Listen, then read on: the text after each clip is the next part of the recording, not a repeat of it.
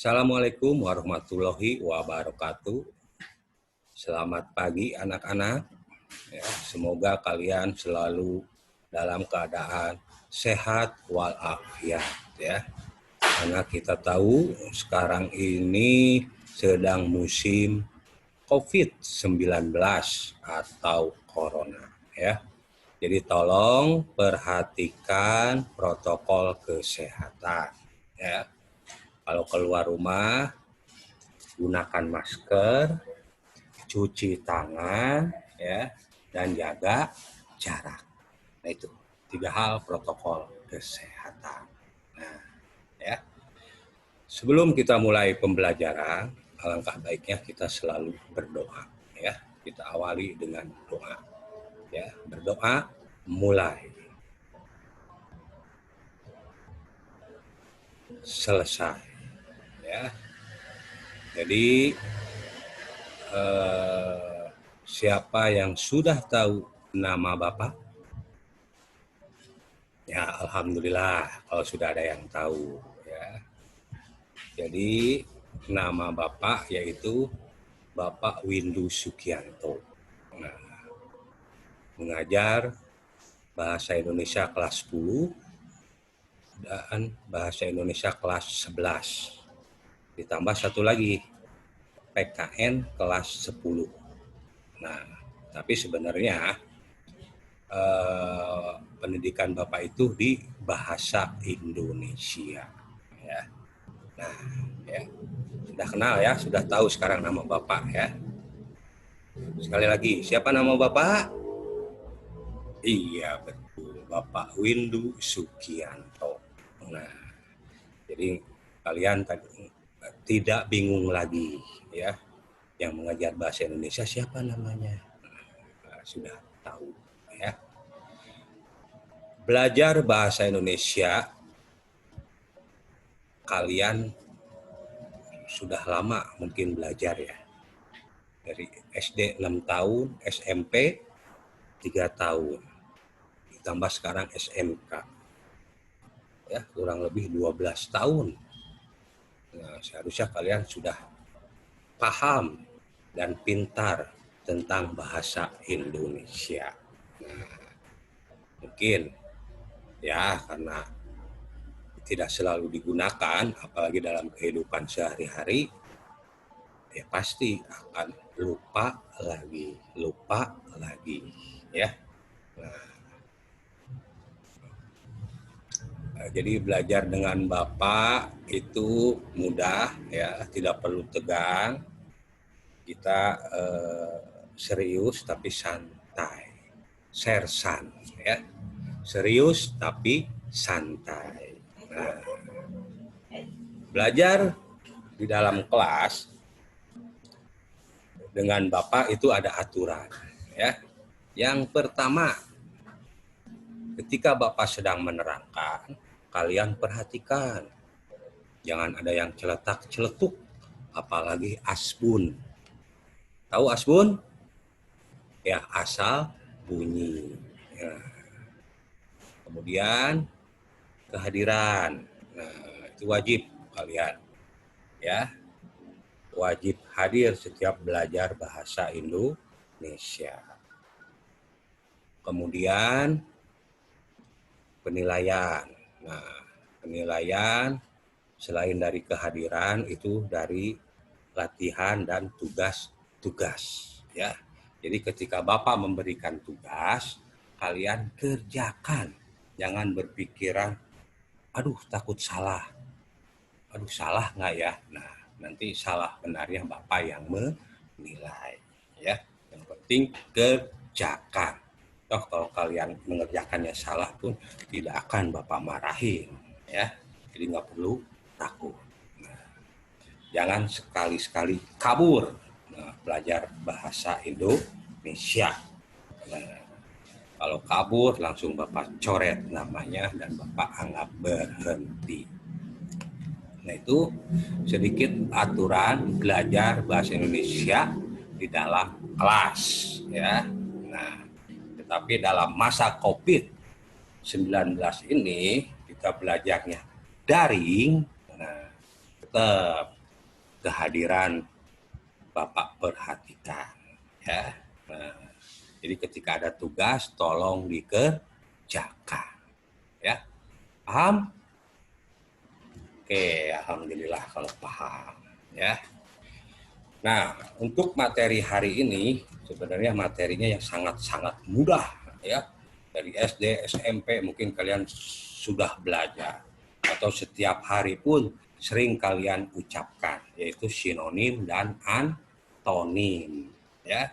Nah, tapi sebelum Bapak menjelaskan apa itu sinonim, apa itu antonim, Bapak akan sedikit menjelaskan tujuan pembelajaran hari ini, ya. Nah, jadi tujuannya kalian mengetahui perbedaan sinonim dan antonim, ya. Kalian bisa menentukan mana yang termasuk sinonim, mana yang termasuk antonim. Nah, itu dua tujuan hari ini, ya. Bisa dipahami?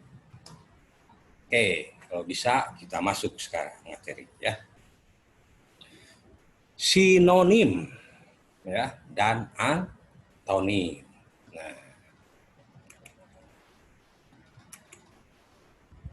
Nah, di sini ada sinonim. Apa itu sinonim? Ada yang tahu? Iya, betul, ya. Jadi sinonim itu adalah persamaan kata, ya. Jadi ada sebuah kata yang memiliki makna sama, ya. Itu yang disebut dengan sinonim. Kemudian antonim. Ayo, siapa yang tahu? Acung. Iya, betul, ya. Antonim adalah lawan kata, ya. Jadi antonim itu kebalikan dari sinonim. Sinonim persamaan kata, kalau antonim lawan kata, ya. Alhamdulillah kalau sudah paham nih pengertian sinonim dan antonim. Kemudian, nah di sini Bapak berikan contoh sinonim, ya. Ada kata sungai, ya. Nah, kata sungai ini bersinonim dengan kali, ya. Nah, ya. Kemudian ada angsur, cicil, gugur, tewas, kursi, bangku, menyimak, mendengar. Nah, ini adalah 5 contoh sinonim. Nah, selain 5 kata ini, masih banyak kata-kata yang lain yang termasuk sinonim.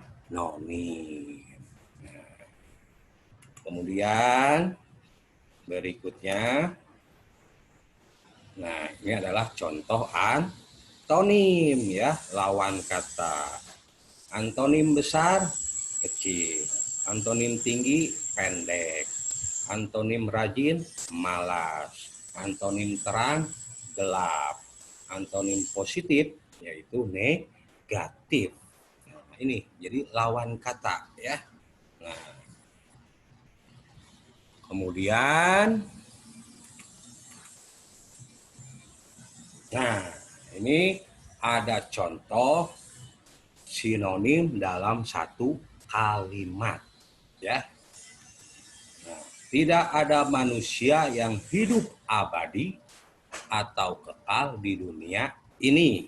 Nah, abadi, kekal, ini adalah antonim. Maaf, sinonim, ya.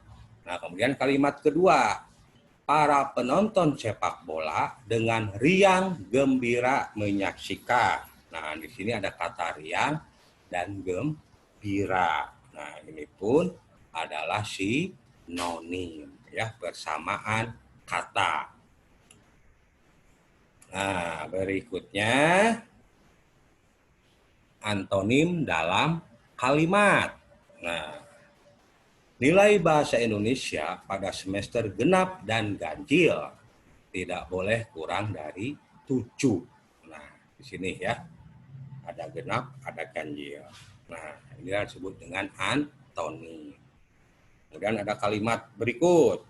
Perbuatan baik dan buruk selama hidup di dunia akan kita pertanggungjawabkan kelak di akhirat. Nah, di sini ada kata baik dan buruk. Nah, ini adalah antonim. Antonim baik adalah buruk, ya. Paham sampai di sini? Alhamdulillah. Paham? Kita lanjut ya, biar menambah wawasan dan lebih paham lagi kalian. Nah, di sini ada tugas. Tugasnya mudah. Kalian buatlah 5 kalimat yang di dalamnya ada sinonim dan antonim. Seperti tadi contoh ya. Jadi buat kalimat yang di dalamnya ada sinonim dan antonim. Berarti jadi 10 ya. Kerjakan dan kumpulkan di Google Classroom ya. Nah, itu jadi wajib, jadi ketahuan nanti siapa yang mengerjakan, siapa yang tidak, untuk Bapak bisa mengevaluasi. Nah, itulah pertemuan hari ini ya, materi yang sangat singkat, sinonim dan antonim ya. Jadi sekali lagi, sinonim itu persamaan kata, antonim lawan kata. Bisa dipahami? Alhamdulillah. Kalau bisa ya. Nah, semoga apa yang Bapak sampaikan itu bisa bermanfaat. Ya. Kita bertemu di materi berikutnya ya. Assalamualaikum warahmatullahi wabarakatuh.